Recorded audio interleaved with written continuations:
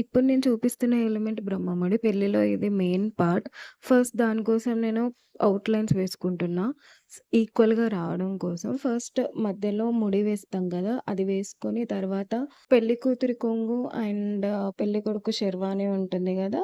అవి వేసుకోవాలి. ఒక సైడ్ చిన్నగా, ఒక సైడ్ పెద్దగా వేసుకుంటే క్యూట్‌గా కనిపిస్తది.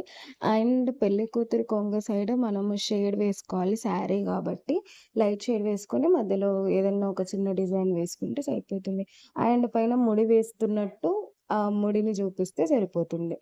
దాని తర్వాత దానికి చిన్న హైలైట్ అవ్వడానికి పైన బార్డర్ వేసా. ఒక లైన్ వేసి తోరణాలు లెక్క ఇవి లవ్ షేప్స్ వేస్తున్నా. అది కూడా స్టెప్ బై స్టెప్ వేయాలి. ఇలా వేస్తే మనకి బ్రైడల్ కంప్లీట్ డిజైన్స్‌లో మంచిగా కనిపిస్తది. ఇలాంటి బ్రైడల్ ఎలిమెంట్స్ సింపుల్‌గా ఎలా వేసుకోవాలనే దాని మీద వీడియోస్ చేస్తున్నాం. Follow MK Henna Academy and మీ ఈవెంట్ బుకింగ్స్ కోసం స్క్రీన్ పైన కనిపిస్తున్న నంబర్‌కి మెసేజ్ చేయండి.